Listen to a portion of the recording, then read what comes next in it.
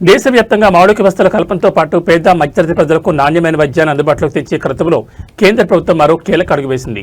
కేంద్ర పాలిత ప్రాంతమైన డామన్లో అత్యాధునిక మౌలిక వసతులతో నిర్మించిన సరికొత్త జిల్లా ఆసుపత్రి నమో హాస్పిటల్ను ప్రధాని నరేంద్ర మోడీ ఈ రోజు రిబ్బన్ కట్ చేసి అధికారికంగా ప్రారంభించారు. స్థానిక ప్రజలకు మెరుగైన నాణ్యమైన ఆరోగ్య సేవలను మరింత చేరువ చేయడమే లక్ష్యంగా ఈ సూపర్ స్పెషాలిటీ స్థాయి జిల్లా ఆసుపత్రిని కేంద్ర ప్రభుత్వం తీర్చిదిద్దింది. డామన్ అండ్ డయ్యూ పరిధిలో గల పేద ప్రజలు గతంలో పెద్ద వైద్యం కోసం పక్క రాష్ట్రాలపై ఆధారపడాల్సి వచ్చేది. ఈ సమస్యకు శాశ్వత పరిష్కారం చూపుతూ కేంద్ర ప్రభుత్వం ఈ అత్యాధునిక హాస్పిటల్ నిర్మించింది. ఈ ఆసుపత్రి అందుబాటులోకి రావడం ద్వారా ప్రతిరోజు దాదాపు 1500 మందికి పైగా ఓపీడీ రోగులకు అత్యుత్తమ వైద్య సేవలు అందనున్నాయి. ఆసుపత్రిలోని విభిన్న వార్డులు, అత్యాధునిక ఆపరేషన్ థియేటర్లు మరియు డయాగ్నోస్టిక్ సెంటర్లను ప్రధాని మోడీ స్వయంగా పరిశీలించి అక్కడ ఏర్పాటు చేసిన వైద్య సదుపాయాలపై సంతృప్తిని వ్యక్తం చేశారు. రాబోయే రోజుల్లో ఈ ప్రాంత హెల్త్ ప్రొఫైల్ను మార్చడంలో నమో హాస్పిటల్ కీలక పాత్ర పోషించనుంది.